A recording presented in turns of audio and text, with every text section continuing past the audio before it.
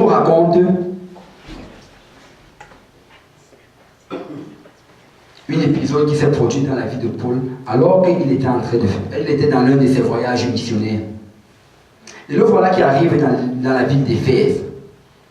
Acte 19, verset 1. Pendant qu'Apollo était à Corinthe, Paul, après avoir parcouru les hautes provinces de l'Asie, arriva à Éphèse. Ayant rencontré quelques disciples, il leur dit: avez-vous reçu le Saint-Esprit quand vous avez cru? Waouh! Paul n'a même pas dit bonjour à ses disciples-là. Il les rencontre: avez-vous reçu le Saint-Esprit quand vous avez cru?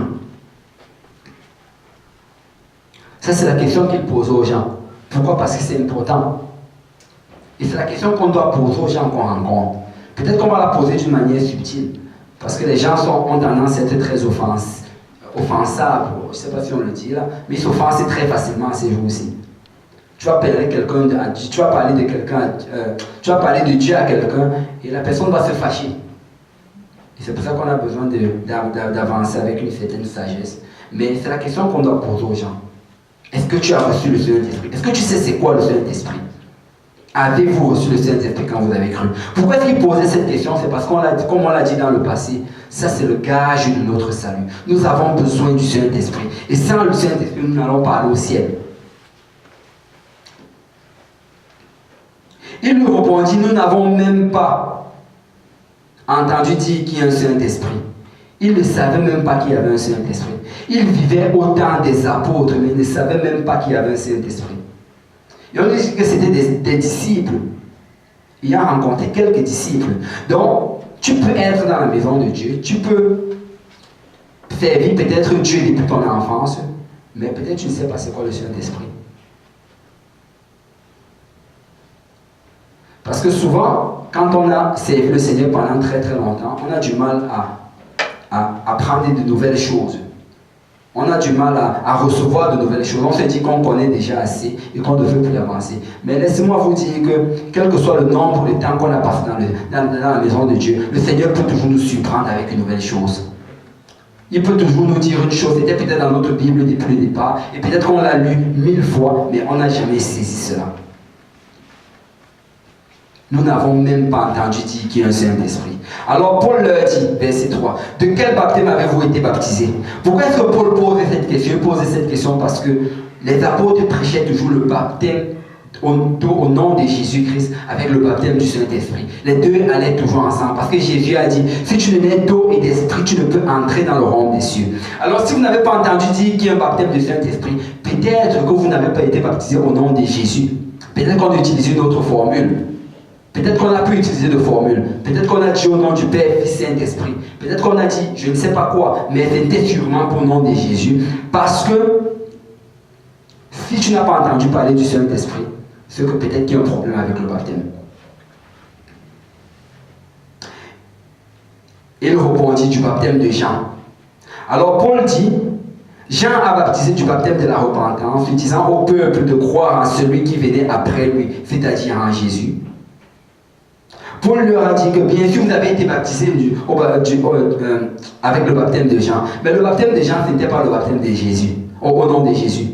Pourquoi? Parce que le baptême de Jean, ça avait une autre fonction, ça avait une autre utilité. Mais le baptême de Jésus, c'est pour le pardon de vos péchés. Parce qu'il n'y a de salut en aucun autre nom, parce qu'il n'y a sous le ciel aucun autre nom qui a été donné par lequel nous devons être sauvés. Il n'y a qu'un seul nom qui sauve, c'est le nom de Jésus. Il n'y a qu'un seul nom qui donne le pardon des péchés, et c'est le nom de Jésus.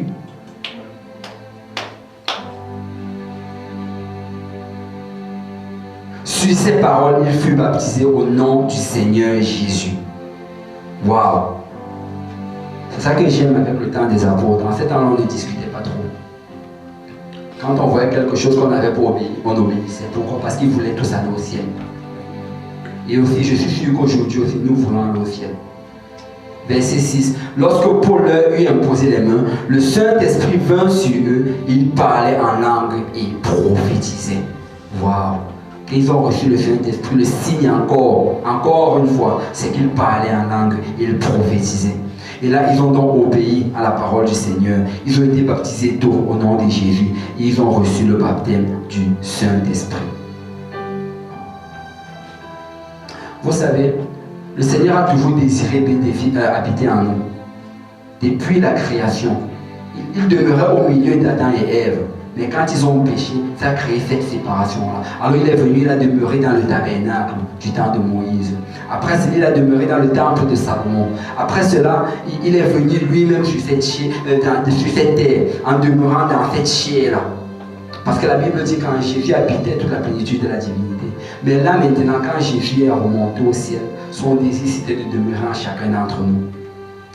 Et aujourd'hui, s'il y a quelqu'un ici qui n'a pas encore été baptisé au nom de Jésus pour le pardon de ses péchés, on peut le baptiser aujourd'hui. S'il y a quelqu'un qui n'a pas encore été rempli du Saint-Esprit, on va s'avancer en avant tantôt et on va prier et le Seigneur va le remplir de son esprit. Et il va parler en d'autres langues, une langue qu'il n'a jamais parlé dans le passé. Ce sera sa évidence. C'est là qu'il va savoir qu'il a reçu le Saint-Esprit. Amen. Amen. Alléluia. Si on peut battre nos mains pour le Seigneur.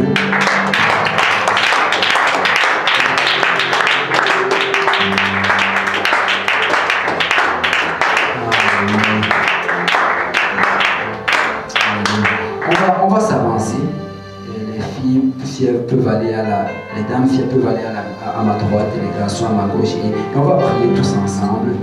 On va prendre le temps de prier. On va prendre le temps de demander au Seigneur pardon pour nos péchés. Alléluia.